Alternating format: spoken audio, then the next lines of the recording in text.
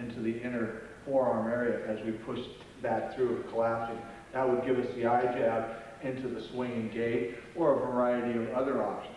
The cruzada line works good with stick, empty hand, or knife lines. If the punch is coming in, I can cruzada to the singular arm, or I can cruzada and touch the support arm back here. So his guard position, if he's in guard, I can shut both hands down and trap those lines just initially using nothing but the cruzada.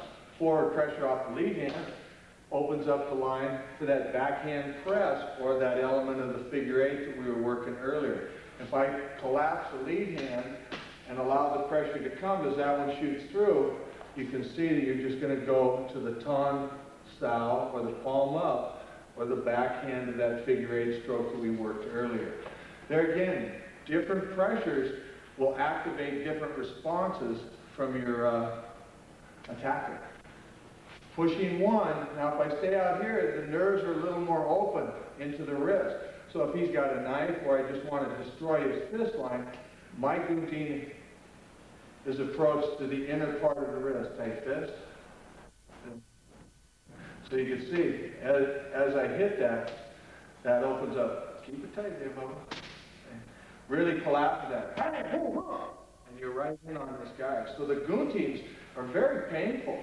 You know, the first line that I was working was off the bend here in the forearm and the elbow. So I want to hit the nerves here, activate the punch, and you see how that collapsed. So you straight line shot to the eye, everything else attaches. Attachment and adhesion is very important once you've made your entry. Let's work that left hand again. So I can destroy close, boom. Now I can also push that out the other way, boom. And let the cruzada allow me to retract the line. If I go here, boom, naturally what happens, he activates his right punch, which I would do with an inward part. So as I activate it from the pressure I get from the outside cruzada, the right hand takes control, retracts. As I turn, that activates his punch. Now there's the trap, and I come into my lock range, or destruct leg range a little bit more. So off his left hand, if I go through and carry it to the outside, I can control that hand coming through. If he punches, I can lay this down. I've got my backhand figure eight. I can also do that if I go outside, carry it in, he punches, I do my inward. Here's my trap and my figure eight. So the cruzada line will work in a multitude of different applications. If I cruzada and shoot the hole, he comes through, that gives me another cruzada application. So if I work to the outside, 1, 2, I can come back to the outside and work that. So you can cross-reference these drills, working interior, exterior. The idea of the cruzada is to be able to destroy and position him. Wherever you cruzada on this guy, you add that pressure. See? If I do it the other way, I'm adding the pressure out here in the circular pull. Off that right hand, I can cruzada and pull myself here. Left hand, I can cruzada and pull here. So you can draw, retract, outbalance them by destroying their base in that respect, or pulling them off balance. Or you can destroy and close. See, as I close, I make a knee position reference. I separate, I start attacking the lower gate, coming through, confusing my opponent and setting him up for a sweep or a takedown. The idea as a guillotine for the cruzada is we're scissoring the motions.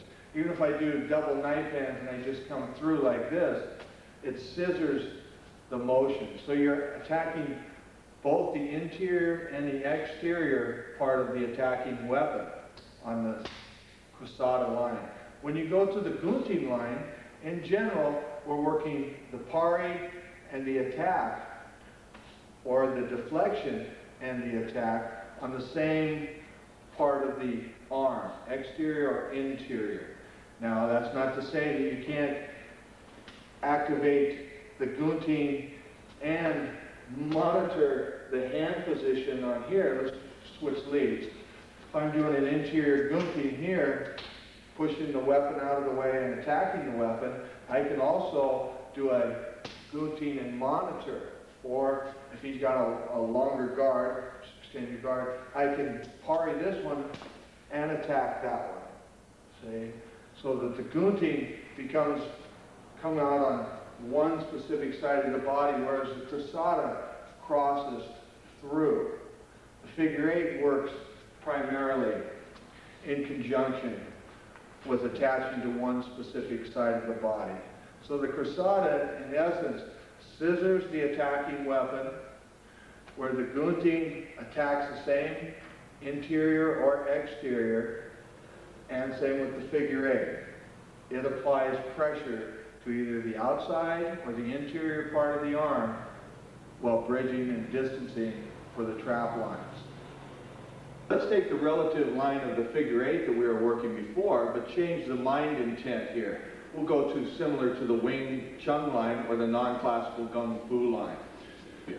So taking that figure eight line again, off his right hand lead, we used like a backhand stroke, and then we came through with the palm stroke, and if he retracts his punch, that will keep him flying. So in essence, if we're putting no pressure on this guy, we're just sitting here parrying out. And if I add the two hands, you can see that that also adds a little bit more of what I was saying as far as body contouring and pressure. Here with this particular figure eight line, I'm flowing from side to side. When I start going to the Paxal, that's the kind of action I get, or response from my pressure. Whereas when he comes in, if I go to the figure eight, it's more like pulling him in or letting his energy go past me. So in essence, it's kind of sucking him in. When he comes to the punch, I go to the pack, I'm blowing him back. Okay, so those are two variables right there, where you can see one has a tendency to flow. As he punches, I just do the figure eight and I turn, but see how that opens up that gate? I have to turn in order to counter that, and then again, turn in order to counter that. Hand position will vary. I can utilize the figure eight with just hard fist closing and then hammer fist down, see?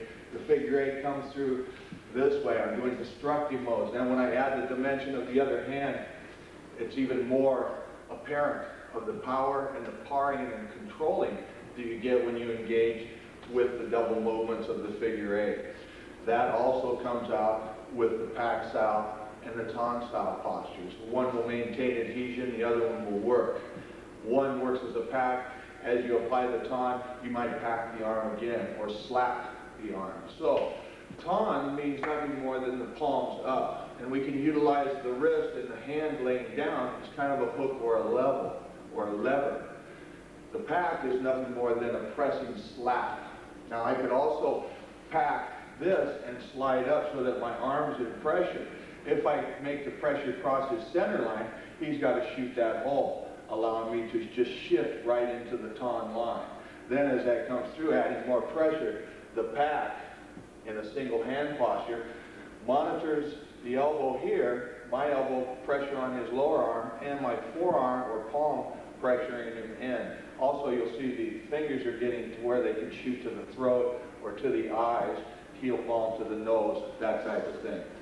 We really haven't gone into the striking elements to such a high degree because striking is a byproduct of closing these lines up. We want to activate those. But first of all, I want to make sure that you get the idea of the entry lines, closing, destructing, and destroying. If we're not destructing, we're merely deflecting.